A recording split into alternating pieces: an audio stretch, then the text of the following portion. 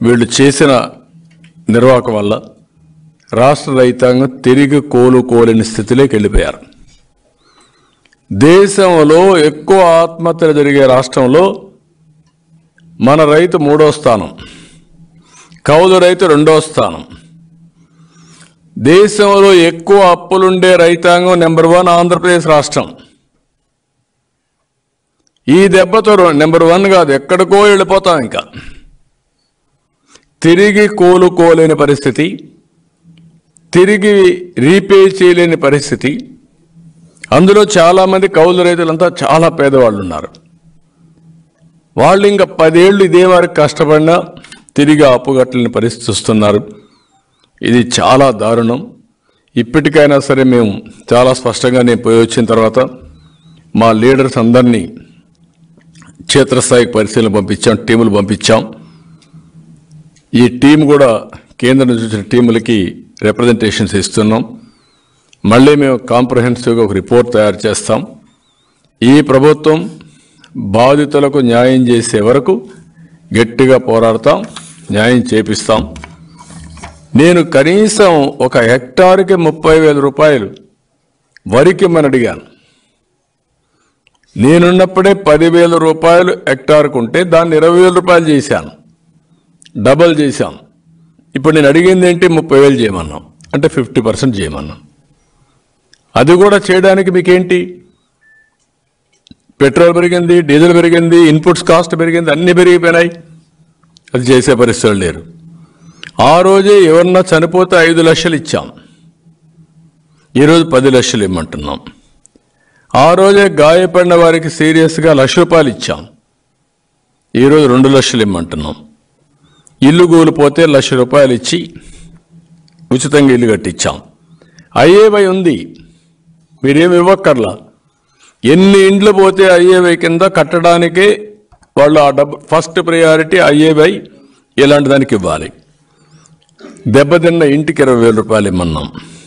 వేరుశనగ పంటకు 25,000, అరటికి హెక్టార్కి 40,000, పత్తికి హెక్టార్కి 25,000, మిర్చికి 50,000, అక్వాకల్చర్ హెక్టార్కి 50,000 ఇమ్మని చెప్పి డిమాండ్ చేశాం. 31 ఐటమ్స్ కింద నేను చాలాసార్లు డిమాండ్ చేశాను. కనీసం మా డిమాండ్కు సమాధానం చెప్పకపోయినా మీరేమి ఇస్తారు, మీకు స్పష్టత ఉందా అని అడుగుతున్నా. మీకు ఓటేసిన దానికి రాష్ట్రంలో ఈ తుఫాను వల్ల ఎన్ని లక్షల ఎకరాలు ఏ పంట నష్టమైందో చెప్పవలసిన బాధ్యత ఉందా లేదా అని అడుగుతున్నా. అది కూడా బాధ్యత తీసుకోకపోతే ఈ ప్రభుత్వాన్ని బంగాళాఖాతంలో కలపాల్సిన అవసరం ఉంది. అది గుర్తుపెట్టుకోవాలి. ఇంత దుర్మార్గంగా ఇది చేసే పరిస్థితి వచ్చారు. అందుకే ఈరోజు మళ్ళా ఒకసారి ఒక వైట్ పేపర్ని పబ్లిసైజ్ చేయమని ప్రభుత్వాన్ని అడుగుతున్నా. డ్రౌట్ వల్ల ఎంత నష్టమైంది, ఈ తుఫాన్ వల్ల ఎంత నష్టమైంది, మీరు ఎంత సబ్సిడీ, ఇన్పుట్ సబ్సిడీ కానీ క్రాప్ ఇన్సూరెన్స్ అమౌంట్ కానీ వాళ్ళని ఆదుకోవడానికి ఖర్చు పెట్టిన డబ్బుల వివరాలు చెప్పాల్సిందిగా మరొకసారి డిమాండ్ చేస్తున్నా. మేము కూడా కేంద్ర కమిటీకి ఎక్కడికి ఇస్తాం, మళ్ళీ మేము చేయాల్సిన బాధ్యత అంతా చేస్తాం. కడాను నిన్న పార్లమెంట్లో కూడా దీన్ని జాతీయ విపత్తుగా పరిగణించి సహాయం చేయమని మా పార్టీ అడిగాం. వీళ్ళు 22 మంది ఎంపీలు ఢిల్లీలో ఏ పైరులు చేసుకుంటారో వాళ్ళకే తెలియదు. వాళ్ళకు ప్రాధాన్యత లేంటే వాళ్ళకి అర్థం కాని పరిస్థితి. 22 మంది ఎంపీలు 25 మంది గెలిపిస్తే మొత్తం కేంద్రం మెడలు వంచి అన్నీ చేస్తా అన్న వ్యక్తులు మెడలు దించేసి ఈరోజు ఇవన్నీ చేసే పరిస్థితికి వచ్చారు. ఇది చాలా దుర్మార్గం, నీచం. ఇది రాష్ట్ర రైతాంగం కూడా గుర్తుపెట్టుకోవాల్సిన అవసరం ఉంది. ఇలాంటి దుర్మార్గమైన ప్రభుత్వం మీరు కష్టాల్లో ఉన్నప్పుడు మిమ్మల్ని కనీసం పరామర్శించే తీరిక కూడా లేదు వీళ్ళకు. ముఖ్యమంత్రి విన్యాసాలు మీరు చూశారు, కార్పెట్ వేసుకొని పరామర్శించే పరిస్థితి. అంటే ఆయన పుట్టంగానే కార్పెట్లో పుట్టాడు, ఇంకా ఆయన ఎక్కడ కిందన కూడా దిగలేడు అనమాట. అలాంటి ముఖ్యమంత్రి మనకు దొరకడం దౌర్భాగ్యం. వ్యవసాయం అంటే తెలియదు, అందుకే అన్నాడు, దాంట్లో ఆశ్చర్యం లేదు.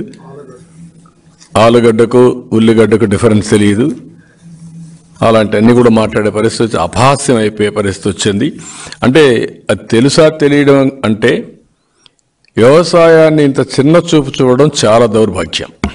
చాలా దీన్ని తీవ్రంగా ఖండిస్తున్నా, గర్హిస్తున్నా. ఏది ఏమైనా ఇలాంటి క్లిష్ట పరిస్థితిలో రాష్ట్ర రైతాంగం చాలా బాధేస్తుంది. ఇలాంటి బాధ్యత లేని ప్రభుత్వం వల్ల రైతాంగం చాలా నష్టపోతున్నారు. మళ్ళీ నేను అది కూడా హామీ ఇచ్చాను, రాబోయేది రైతు ప్రభుత్వం, ఏం చేయాలో చేస్తామని చెప్పి చాలా క్లియర్గా చెప్పడం జరిగింది.